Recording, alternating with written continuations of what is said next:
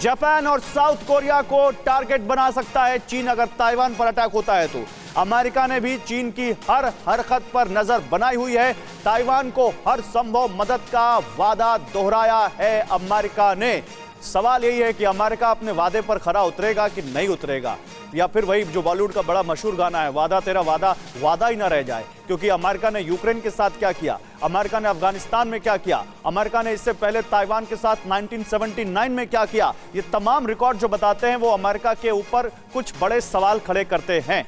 आइए जल्दी से आपको बताते हैं कि इस वक्त क्या कुछ हो रहा है ताइवान और उसके आसपास। चाइना की क्या इस वक्त मंशा है, आप समझिए। क्या ये ब्लड बाथ होने वाला है ताइवान में, क्या महायुद्ध होने वाला है? चीन अगर ताइवान पर हमला करेगा तो साउथ कोरिया और जापान पर खतरा बढ़ेगा, पूरे एशिया में हलचल छिड़ जाएगी, पूरी दुनिया में अब इसका असर देखने को मिलेगा। अमेरिका ना चाहते हुए भी उसको युद्ध में कूदना पड़ेगा, क्योंकि अमेरिका ने बार बार कहा है कि वो ताइवान की रक्षा करेगा। और फिर अगर अमेरिका युद्ध में कूदता है तो जापान के बहाने वो कूद सकता है, जापान की रक्षा के लिए कूद सकता है। चीन अगर ताइवान पर हमला करेगा तो चीन और अमेरिका में आर पार की जंग हो सकती है। साउथ चाइना सी में हम वो लगातार हेड ऑन एक दूसरे को देखते रहते हैं, एक दूसरे को लगातार एक दूसरे को धमकियां देते हुए, चुनौतियां देते हुए, पीछे हटने की बात कहते हुए लगातार हम वार पलटवार देखते रहते हैं। लेकिन जापान का सीन यहां पर बहुत खतरनाक होगा। जनरल सिंह, जापान को लेकर क्या अमेरिका के पास ताइवान ही नहीं, जापान और जो आसपास के कंट्री हैं उनको लेकर तमाम तरह के बहाने हैं और इस वॉर में आने के, अगर ये वॉर होती है तो?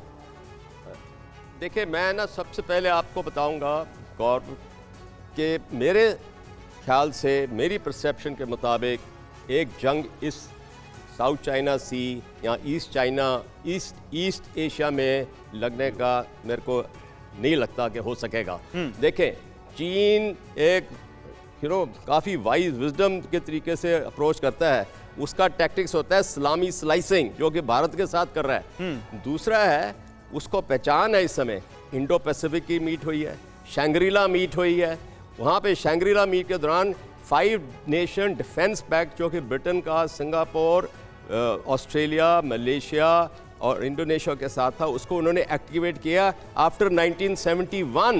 चीन को इस चीज़ों की पहचान है।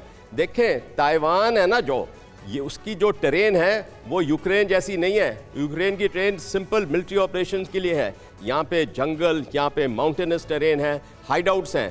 ताइवान के जो डिफेंसेस हैं अंडरग्राउंड टनल्स के भरे हुए हैं। क्यों कहा जा रहा है? मैं ये बताना चाहता हूं कि जापान का जो आपने जिक्र किया है, जापान भी तैयार है, पर उसकी डिफेंस फोर्सेस की वो मजबूती नहीं है। उसको सिर्फ अमेरिका का छतरी चाहिए, अम्ब्रेला चाहिए। और अमेरिका कहां तक वहां पे हाथ बढ़ाएगा वो समय बताएगा। सर, चीन जिस तरह से अपनी मिलिट्री को मॉडर्नाइज कर रहा है, कर्नल राठौर, 2027 का टारगेट रखा गया है, जहां पर चीन का एक बड़ा फ्लैगशिप एम्बिशियस प्रोग्राम है। वो 2027 तक अपनी मिलिट्री का मॉडर्नाइजेशन करना चाहते हैं और कहा जा रहा है कि जैसे ही मॉडर्नाइजेशन होगा, शायद इस पूरे मॉडर्नाइजेशन का सबसे बड़ा जो मोटिव है वो यही है कि किसी तरह ताइवान पर अटैक करने की कैपेबिलिटी हासिल की जाए, चाहे वो नेवी के थ्रू हो, चाहे वो एम्फीबियस अटैक हो या फिर एयर अटैक।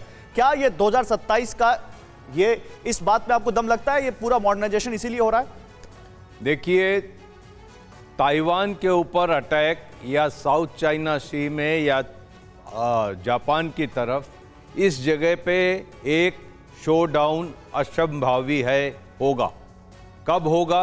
आप कह रहे हैं अटैक होगा? ये अवश्य होगा, एक शोडाउन यहाँ का ड्यू है। अच्छा। और ये जो रोज रोज इस पे बढ़ रहा है, एग्रेशन हो रहा है, उसको सिर्फ ऐड कर रहे हैं। अब आती है बात कि 27 तक क्या चीन इंतजार करेगा?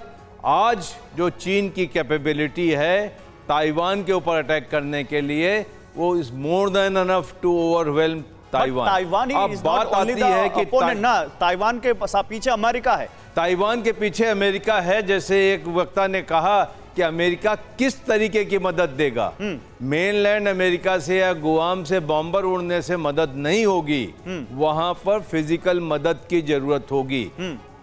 चीन अगर ताइवान पर अटैक करता है, इस पूरे क्षेत्र की जियो स्ट्रेटेजी चेंज हो जाएगी, सारा पावर इक्वेशन चेंज हो जाएगा। क्या जापान, क्या इंडिया, क्या ऑस्ट्रेलिया, क्या साउथ कोरिया, ये सारे, इवन फिलीपींस, ये सारी चीजें बदल जाएंगी। ओके, तो यहां पर जो है चीन से बच के रहना है, लेकिन ये जो अगस्त की डेडलाइन कही जाती है, मुझे एक विरोधाभास इसमें दिखता है। जुलाई 10 को, जुलाई 9 को हमारे एंथनी ब्लिंकन और वैंग यी दोनों ने अपने अपने नोट्स चेंज किए। 5 घंटे की मीटिंग हुई बिल्कुल, कि ये चीजें करें तो हमारे रिलेशन नजदीक आ सकते हैं। और इस मीटिंग के पीछे से अगर चीन 15 दिन के बाद अटैक करता है तो मुझे नहीं समझ में आता कि चीन का गेम प्लान शायद चीन इतना इसीलिए जाना खराब हो जाता है सकता सर, शायद चीन इसीलिए जाना जाता है। लेकिन चलिए एक और बड़ी खबर, मैं कुछ ऐड करना प्लीज चाहता हूं। प्लीज प्लीज जल्दी जल्दी।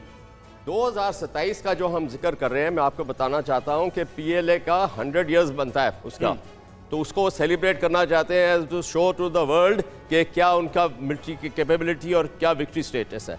जो पिछला इंडो पैसिफिक यूएस का कमांडर था Phil Davidson, admiral Phil Davidson, उसकी एप्रिसिएशन उसने सेनेट में पेश की थी पिछले साल, और उसने वो बोला कि 2027 में उसकी जो असेसमेंट है, मिलिट्री एप्रिसिएशन है कि चीन अटैक कर सकता है। जो बाकी उनके थिंक टैंक्स हैं, एडमिनिस्ट्रेशन है, वो समझते हैं कि 2025 से 2030 के बीच में सबसे ज्यादा खतरनाक चीन का सामना करना पड़ेगा हमें, बिल्कुल, क्योंकि उसकी काबिलियत जो उसने प्लान की है वो पूरी हो जाएगी तब तक। That is what. एक और चीज मैं ऐड करना चाहता हूं कि 3 वॉर स्ट्रेटेजी जो चीन की है, पॉलिटिकल, लीगल एंड साइकोलॉजिकल, वो ताइवान के ऊपर ज्यादा पेश आएगी, और वो दिख रहा है हॉट वॉर। वो साइकोलॉजिकल तो अभी दिख रहा है, जिस तरह से लगातार उसके एयर स्पेस में वो जाते हैं, उसके बॉम्बर, उसके फाइटर जेट उसका वॉयलेशन करते हैं।